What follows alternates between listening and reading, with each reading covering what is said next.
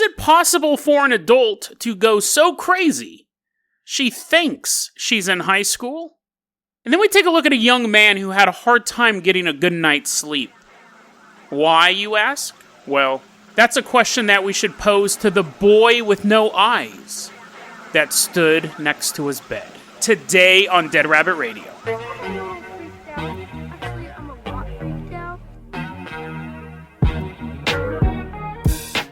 Hey everyone, welcome back to another episode of Dead Rabbit Radio. I'm your host, Jason Carpenter. I'm having a great day. I hope you guys are having a great day too. It's been an awesome day. I went for a great walk, and I bought a $2 lottery ticket, and I won $18. What? That's awesome. And then I bought some new speakers for my computer. The $18 speakers. Actually, they're $19, so I paid an extra $1. But still, I got some cool speakers. I came home, and I just watched the Batman trailer over and over again. We haven't talked about that. The new Batman trailer. You're like, Jason, this is Paranormal podcast. Of course we didn't talk about that. The trailer looks dope. Looks awesome. If you haven't seen it yet, Zack Snyder's cut of the Justice League. A bunch of great stuff for nerds coming out. New Mutants, the movie I've waited 30 years for that I can't go see because I don't trust my local theater to have good cleaning. Sorry, guys, but you're staffed by teenagers. But I did because I'm such a nerd. This is my nerd moment I'm sharing with you guys. I bought a ticket for the New Mutants, and I'm going to frame it. I bought it online. I'm going to frame that ticket. I've been a New Mutants fan since '88. I've been waiting all this time to see this movie. What are you going to do? To me, it's not worth the risk. But you know what is worth the risk? Introducing our newest Patreon. Get in here. He's like, well, that's a weird introduction. I didn't think I was risky. Young Ghidorah. Young Ghidorah. Thank you so much for supporting the show. Really, really helps out a lot. You're going to be our captain, our co-pilot. Not our co-pilot, our pilot this episode. If you can't support the Patreon, I totally get it. Just help get the word out about the show. That really helps out as well. Young Ghidorah, I'm going to toss you the keys to the Jason Jalopy. Let's drive across country. We are headed out to Green Bay, Wisconsin. It's a car driving. Sounds like it needs some engine checkup. The cars don't normally sound like that, unless you're in Speed Racer. We're driving through Green Bay, Wisconsin. So it's a pretty big city, right? I think. I don't know. I didn't research the city. This isn't a geography podcast, thankfully. We're headed to Ashwaubenon High School. It's September 2nd, 2008. So let's put on our Letterman's jacket, guys. We're all dressed up, pushing people around. We're the jocks in this school. They're like, dude, you guys need to play a sport. We're like, we're playing the sport of hard knocks. We're just pushing people around. That's not even a sport. It's the first day of school. It's September 2nd, 2008. And while we're standing there, we're looking at all these new kids shuffle into the school. And I turn to you and I say, one of these kids, look at all these kids, see them? See them? Pointing at them. They're like, I know what looking at kids means, Jason. One of these kids will not be here 2 weeks from now. Well, it's pretty ominous, right? Pretty ominous. Most of this information, and I was really introduced to this story when I read an article in The Atlantic written by Jeff Maish. So I wanted to give him credit for that. It's a really compelling story. I was so invested in this story, I started watching movies based on this story. We'll get to that in a second. So let's go back in time a couple months. We're pushing the time matrix back. Get out of our way, time matrix. Now we're back in time. We will bully the fourth dimension. We're now back in time a couple months. And we're going to meet a woman named Wendy Brown. She's 33 years old, and she's walking through the store. She's seeing all this back-to-school stuff, and she's like, if only. She's like touching the Target display. They're like, ma'am, you got to leave the store. You can't keep coming in here and touching our back-to-school display. Wendy Brown got pregnant when she was in high school. So she had to drop out of high school, took care of her firstborn son, and then she got pregnant again and had a daughter named Jamie, and she thought her life wasn't going the way that it should. And to double things, to make things even worse, her little sister was a cheerleader for their high school team, super popular, all that stuff, and she was just kind of looking at it and saying, my sister has everything, and I left behind my high school dreams to have these kids. It's the year 2008. Her daughter is no longer living with her, and I don't believe her son is either. I think her son has moved on, not hasn't passed away, but it's just not there anymore. Her daughter, though, was 16 years old, and she was living in Nevada with her grandma. Her daughter at this point was 15 years old. Jamie was 15 years old and was estranged from Wendy. So the daughter was actually living with her grandma, Wendy's mother, in Nevada. So Wendy has no kids with her. She's looking at all this back to school stuff, and something sparks in her head. She goes, what if, and security's escorting her out of Target. She's like, no, let me just touch the display one last time. Get out of here. As they throw her onto the concrete, she looks up at the clouds and she goes, what if I could be my daughter? Not in a Freaky Friday sort of way. In an identity theft sort of way. I'm just going to steal her identity. Everyone said Wendy always looked young. She was fairly short and she weighed like 110 pounds. She was quite tiny. I think she was like 5'2", 110 pounds. And people always said how young she looked. And she's thinking about it. People do say I look young. And I know all this stuff about a 15-year-old girl. She enrolls herself at Ashwaubenon High School, which I'm going to, for now on, just call the high school, right? The high school. She enrolls herself in school as Jamie and uses her maiden name, which is the name that Jamie was going by. She uses her maiden name and she sits down with the counselor and she goes, I want to get enrolled in school. I'm a transfer student from Nevada. I just moved out here. And the counselor goes, oh, okay, that part would check out because she does exist. She's currently in school in Nevada. And the counselor said after she got interviewed, that should give you an idea of where this story's going. The counselor said she looked a little old. She looked a little older than I would think a 15-year-old would look, but she acted like a teenager. So I just figured, sometimes people have Benjamin Button disease, right? Who am I to judge? So the counselor enrolls her in the school, and as Jamie is leaving, she turns to the counselor and she goes, when are cheerleader tryouts? So Wendy Brown, using the name Jamie, 33-year-old woman, is now enrolled at this high school. And it's a couple weeks before school starts, and she finds out when cheerleader tryouts are. She goes and she tries out for the team. And she's sitting there and she's watching everyone do gymnastics and stuff like that. And she's like, I wasn't able to do any of that stuff when I was in high school, let alone 33 years old. So she's kind of like doing her routine and stuff like that. Lo and behold, she gets accepted onto the high school cheerleading team. Now she is just like, her heart's a flutter. Could also be because she did cardio for the first time in 20 years. But she's like, oh my God, like my dreams are coming true. And she starts to get in her head that she can actually redo high school. She can have these experiences again. She's like, oh, someday I'll have my first kiss, forgetting that she has 2 children out there. Oh, my first kiss. Never been kissed. She can live her life again, and this time, basically, by resetting things, maybe things will turn out the way that she wanted. Now, obviously, she's starting to have a delusion. Because at some point, things aren't going to work out. September 2nd, 2008. That's the first day of school. We're back at school. We're sitting in the back of class like all the cool kids. We're putting our feet up on the back of other students' chairs. They're like, not these oafs again. Wendy's first day of school goes great. She helps stick up for a girl who's like, people are ignoring and being mean to her. She walks up to the girl and she goes, they're just jealous of you. You have something they don't have. Be true to yourself. Stuff that a mom would say, or a good friend, or someone out of a sitcom. She has that experience. She sticks up for someone who's lonely. She's a cheerleader. She's walking around in her uniform. She goes to choir and is such a powerful singer. The teacher's like, whoa, you have such a mature voice. She gets put on the choir. What is that? The choir squad? Is that a thing? Is it just choir? What's a group of choir?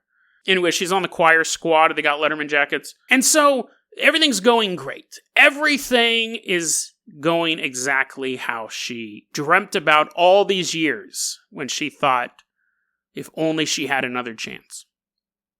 September 8th rolls around. So only 6 days later. We're sitting in detention because we keep messing with all the students. And also in detention, keeping an eye on us, is Associate Principal Dirk Ribbons. Now, he was a stickler for attendance. Of course, he wants to make sure that students are engaged, they're learning, but the big part of that is you have to physically be there. So when he sees this student, Jamie had only attended school for 1 day, the first day, and then disappeared, set off alarm bells. And not the fire alarms that we were pulling that landed us in detention in the first place. No. Actually, I think that's a crime. So the police are on their way. He's trying to figure out, hey, why did this Jamie girl only come on the first day? Where's she at now? They have a school resource officer, a school police officer named Don Penza. Hey, Don, can you go look up this Jamie girl, find out, go talk to her parents or something like that, because she should be here. Don's like, yes, master, I will go.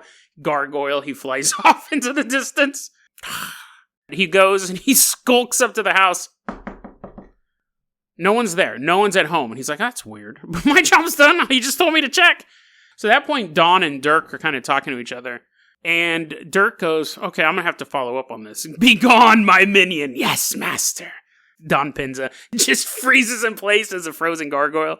Dirk calls up the school in Nevada and goes, hey, we just had a transfer student named Jamie come from your school to here, and she hasn't been here in 5 days. We can't get a hold of her parents. Does she have attendance problems at your school as well? And the person in Nevada goes, Jamie's in school right now. Jamie is attending our school right now. I can even make sure he's looking through the door. Yeah, I see her right now. Jamie is here. Dirk says as he strokes his beard. Or not. I don't know if he has a beard. He has one for this story. Dirk gets the grandma's phone number from the Nevada school, talks to the grandma, and the grandma goes, oh, you might need to talk to Wendy Brown. That's Jamie's mother. She has a history of committing identity theft. And Dirk's like, His beard's a little bit longer now. He strokes it a little more. Dirk does eventually track down Wendy Brown. She's in county jail. What had happened is right after school had started, she had gotten arrested for identity theft. She denies this. But what happened was, somebody said that she claimed to be a landlord, and they wrote her a $750 check as a deposit for a place, and then Wendy just disappeared with it. So she got on the cheerleader squad. She was accepted into the choir league. She had that perfect first day of school, and then the police show up and say, you're under arrest for identity theft. So she's sitting in the jail cell when this whole thing unravels. And unravel it did, because it became national news at the time. You had a mom pretending to be a teenage cheerleader. It's just ripe for tabloids. And you had a bunch of different reactions. The daughter didn't want to be interviewed. She was like, I'm estranged from my mother. I don't care what she was doing. I don't want to know anything. The school itself has pretty much covered the entire thing up. They're like, we don't even want to talk about it. The cheerleading squad doesn't want to talk about it. You have other people in town who think it was super funny. You had a team, a powder puff football team, which is a girl football team called the Wendy Browns, and their color was prison orange. Prison jumpsuit orange was their jersey color. So you had different takes on it within the city itself. Nationwide, it was treated as a joke. But the real thing was she actually was going to face trial for this. I don't know what the charges were involving the check. I don't know if they were even able to prove that, because she claimed that she never had anything to do with it. But she was actually charged with identity theft. And this is one of those weird cases where you had experts come out to diagnose her. You had experts for the defense. You had experts for the prosecution. She was diagnosed with bipolar, PTSD, and 2 separate personality disorders. And you had Dr. Ralph Baker say she was really convinced. She really convinced herself that she could make her entire life better if she enrolled in school. And he goes, quote, her fantasy of finishing high school and becoming a cheerleader became a delusion, unquote. So she actually began to meet the medical definition of, crazy is not a medical definition, but it no longer someone who commits identity theft generally has an end goal. She was basically, it was going from simply being an identity theft to almost slipping into a fantasy world where she can reset things if she can relive her high school years. This is what I was saying earlier. This is one of those weird cases where the defense and the prosecution teamed up, Wonder Twin style, and they said the defense turned into a bucket of water, and the prosecution turned into a unicorn, and they said, we don't think her being put in jail is going to help her. She has some mental issues, and she needs the help she can get. So she actually, for this crime, which was identity theft, she wasn't sent to prison, but she was sentenced to 3 years in a mental hospital. While she was awaiting trial, she did get her GED. They said it was really hard because it might be kind of hard. You're trying to do your test. People are shanking you. Stop it. Come on, you're getting blood all over the test. Man, it's a Scantron too. They're going to accept that answer. She got her GED, so that's awesome. She served her time in the mental hospital, and now she's back out. And she says it's more embarrassing than anything, really. Like, she goes, people in town either snicker or they try to avoid her and all this stuff, but she seems to be better off. She continues to do interviews about the subject as well. I think this would be one of those crimes that in the end would just be more embarrassing than anything. Because you got caught and it became a national joke. You got a team named after you that's kind of making fun of you. But in the end, she seems to be doing better now. So that is the story of Wendy Brown. They did make a movie about it for like Lifetime or Hallmark Channel called Identity Theft of a Cheerleader, which I enjoyed. I actually really liked it.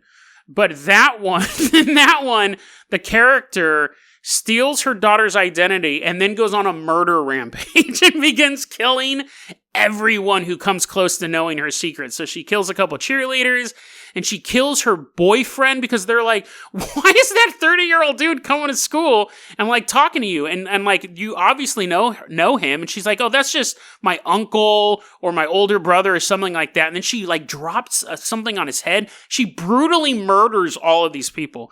So even though it says based on a true story, the only thing true about it is a woman in her 30s stole her daughter's identity and used it to become a cheerleader. She did not. Actually, they both did end up in a mental hospital. But in the real world, Wendy got her degree. In the movie, they show the woman, like, they show the cheerleader. She's sitting in the mental hospital. She's like, I'm a cheerleader now. And she's like super crazy. And then she rushes the camera like Samara from The Ring. It's like that real like jarring edit, which I don't think Wendy Brown did that. I don't think when Wendy Brown was in the mental hospital, I don't think they had a single light bulb in her mental hospital room and everywhere else was covered in darkness. And she's like, na na na na na, and then like running all like crooked and stuff like that. If she did, she shouldn't have been let out. If that happened a single time in the 3 years, the staff should have been like, no, this is obviously a wraith ghost now. She's singing lullaby songs and moving like film has been sped up. Don't let her out. No, Wendy seems to be doing awesome now, so that's really good.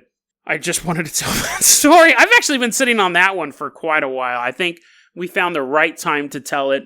Who doesn't need a little cheer in their lives, especially when you win $18 in the lottery? Young Ghidorah, we're leaving behind high school. Let's say goodbye to all the friends that we met. We didn't meet any friends. Everyone has like their arms in slings, black eyes. They're chasing us with their crutches and stuff like that. They're running all jagged. We're like, we've created an army of Samaras. Get in that Carpenter copter, young Ghidorah, and get us out of here. We're flying away. They're trying to grab onto the helicopter. We're kicking off these cheerleaders. We're going to head out to a small American town. Helicopters flying through the suburbs. A little kid's playing catch with his dad for the first time. Helicopter comes by, cuts the ball up. Expert piloting young Ghidorah. And we land in this dude's backyard. We're going to call this guy named Tony. This is a story that I got from Reader's Digest. If you're under the age of 85, Reader's Digest is a magazine. It's about the size of your hand and probably about as thick, assuming you're not the Hulk. And you can usually check it out next to the Archie comics at the grocery store. High literature, I might say. But your mom would disagree with that. She'd be like, no, it's the best magazine ever. I love Reader's Digest. Okay, well, again, your mom is Laura Ingalls Wilde. I'm sure it's the talk of the town. But I have been getting some ghost stories from them lately, so I guess I can't complain too much. They got these stories from Reddit. So you could go, Jason, why couldn't you just go to Reddit and get these ghost stories yourself? And then I turn to you, and I say, we're at this dude's house, and we're going to call him Tony, because we don't have his name. He gives his name as Kmendo4. So that's obviously not his real name. That's his Reddit handle. But Tony is 10 years old. He's sleeping in his bed.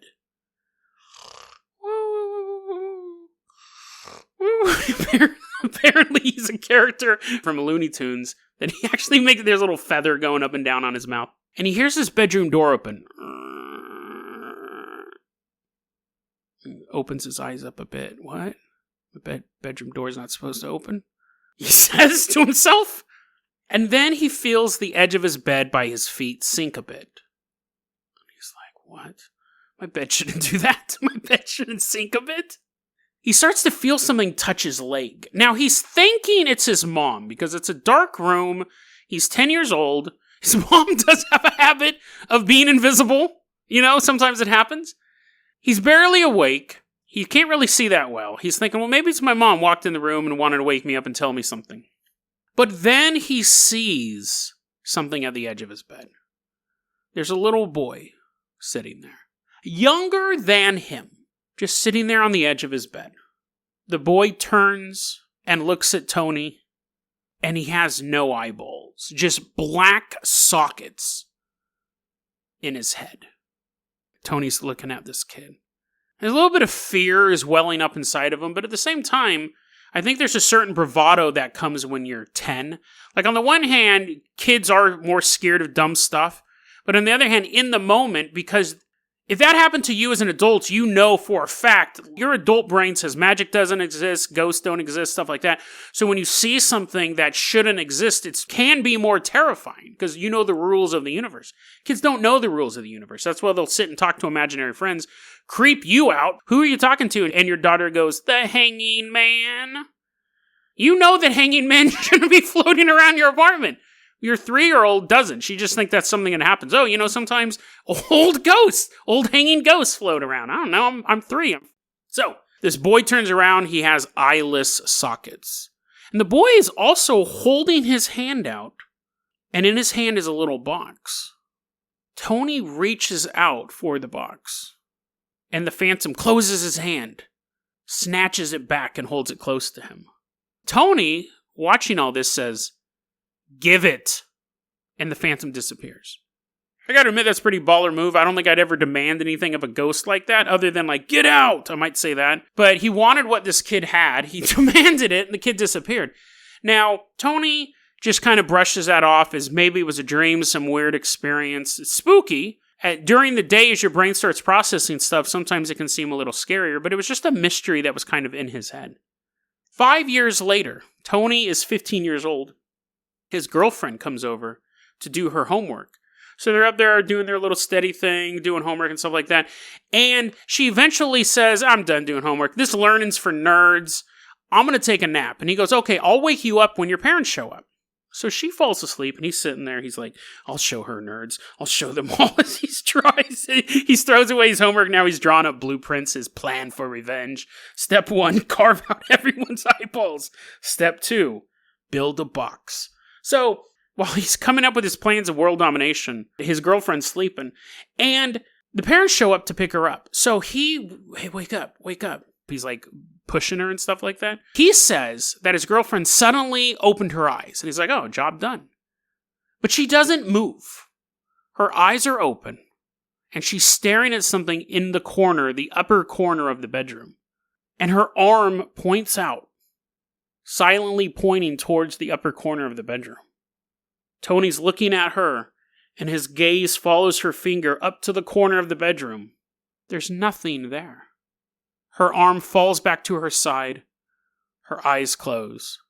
She's fast asleep again. Now, he wakes her up. He has to wake her up because the parents are here. But he's also a little curious about what that was all about. So he wakes her up, and she finally completely rouses from her sleep. He's like, hey, what happened? Like, I woke you up, you did this creepy thing, you're pointing your finger and stuff like that. Your girlfriend looks at him and goes, You didn't see him? He's like, what are you talking about? I was pointing at him. He's like, what do you mean? She said, up on the wall. I saw a little boy with no eyes. She said he was in a Spider-Man pose, so it was like his feet and his hands were stuck to the ceiling and the wall. And he was staring at her. She clearly saw it. And he said he had never told her the story about the eyeless boy. And that actually would make sense, because that story took place when he was 10 years old. It was 5 years ago. He never told her. 5 years later, he's 20 years old. He's with the same girlfriend. They actually have a kid now. They have a 2-year-old daughter. And they move into his old house. His parents invite them to stay there so they can help take care of their grandkid. And his old bedroom becomes his daughter's bedroom. And Tony says he would wake up at night sometimes, walk through the house looking for something to eat or drink. It's in the fridge, dude. You don't have to look all over the house. But as he would be walking through the house late at night, sometimes he would hear his daughter. Yeah, then I got this big thing, and then, like, blew up. Apparently I'm some sort of terrorist or something. He's like, what? What's my daughter? Oh, she takes after dad. He would hear his daughter talking to someone. A couple nights later, he'd wake up, couldn't sleep, walking through the house. Yay, and then we can keep playing. Yay, that'll be fun. He's like, what in the world? And he'd go and he'd put his ear to the door and he'd hear his daughter talking to someone. He says that happened almost every night. And then one day he goes, hey, daughter, come here. I haven't named you yet. You're 2 years old. We just call you daughter. Come here. I hear you talking late at night. Are you talking to your imaginary friend? And the daughter goes, I'm talking to a boy. He's nice. He's a nice little boy. Tony's just sitting there, hair raising on the back of his neck. He's lost. The little boy's lost, and he's looking for his mommy.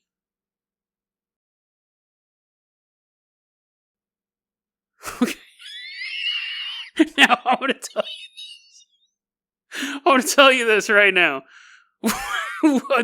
That's supposed to be... Okay, that was way creepier. That story was creepier the first 2 times I read it. The second time I read it, or this third time I've read it now, I realize it's kind of an anticlimactic ending. I mean, I get I thought, honestly, when I got to that last sentence, when I was reading it on my notes, I thought the little girl made a reference to the boy having no eyes. Like, I guess that's the implication that it's the same boy. It's not like the bedroom just has a bunch of boys floating around in it. They form a boy band. They're like, the eyeless ghost is like, you can be the manager. We don't know what instrument you can play. He's like, Def Leppard had a one-armed drummer. You can have a blind keyboardist. Stevie Wonder. And they're like, we'll figure out something for you. But, ghost boy band or not, I thought the story... I think the story's creepy. Let me recover. I think that is a creepy story, right? And it shows, one, that the ghost was around for a long time. This is what we call recovery mode. Sometimes it's what your computer does. Sometimes it's what your podcaster does. The ghost was around for a long time. That's spooky, right? Because you have to think, how many times was that ghost hanging out in the corner of the room? Unnoticed. It's not like the dude just showed up 3 times. And he showed up more than that. So he showed up twice. He showed up once for Tony. He showed up once for the girlfriend. But he's shown up multiple times for the little girl. If Tony had been seeing this ghost when he was younger, would he have seen it multiple times? Did he see it multiple times when he was 3 or 4 and just doesn't remember? The idea of a ghost child in and of itself is spooky. But then you have a ghost child who is lost and looking for his mom and doesn't have any eyeballs, which would make it a Herculean task, right? To find your mom if you didn't have eyeballs. Because you can't see her. Like, logically speaking, you can't see her. So, spooky ghost story, right? Check. Reader's Digest, that's a sign of quality, right? Next thing I'll be doing is ghost stories from the Old Farmer's Almanac. It's spooky. It's a spooky story. Just because they weren't experiencing it all the time like the daughter was, doesn't mean it wasn't always there. And so that means, let's wrap it up like this. You know how sometimes you're home alone and you get that weird sensation that someone else is there, but then it goes away. It's a fleeting feeling. Or you're shutting off the lights as you're getting ready to go to bed. And there's always that long hallway you look down, but one night you don't. One night something in your brain says, don't look down it tonight. Don't look down the hallway tonight. All of those are sensations that we shrug off because they happen from time to time. It's almost just part of having an overactive imagination. And I'm not saying that time where you decide not to look down the hallway. If you had, you would have seen the silhouette of a young boy standing there. I'm not saying that those times when you feel that there's something off in your house, something doesn't feel right. You kind of look at the door to make sure it's locked. That while you're looking in one direction, a young spirit runs past you out of your field of vision. That time when you're walking to your car in the dark parking lot. That moment when you pull up to your residence and you shut off your headlights and that gulf between the safety of your car and the safety of your house seems like a mile. The time you're closing up your place of business, you're the last one out, and you swear you hear something in the back, but you're not going to check it out. I'm not saying that each one of those times involves some sort of phantom. I'm saying that the phantom is always present. It's always staring at you with soulless sockets. It's always in your back seat, in your closet, under your bed, inside your cupboard, standing right behind you. Always. We only rarely notice it. Think about how many times you go outside. And think about how many times you can accurately remember the wind brushing against your skin. It happens all the time. We always feel that breeze. The breeze is always there. It's always caressing us. We only notice it when it's coupled with another sensation. You feel the breeze touch your cheek, and you look over at your loved one. These ghosts, demons, phantoms, spirits are always standing right behind us, always sitting on the edge of our bed. It's not unless there's an other element that makes us look a little bit harder into that shadow. A sound that makes us perk up and listen for the faint sounds of footsteps. We don't live in a world full of ghosts. Ghosts live in a world full of us. This is their realm. They can be wherever they want, whenever they want. And they can appear in front of you in a moment's notice and destroy your sense of reality. But for whatever reason, they choose to stand in the shadows, watch and wait. For when our mind is the most fragile, for when our bodies are the weakest, that is the moment where fear becomes terror, because then you know the truth. But by then, it's too late.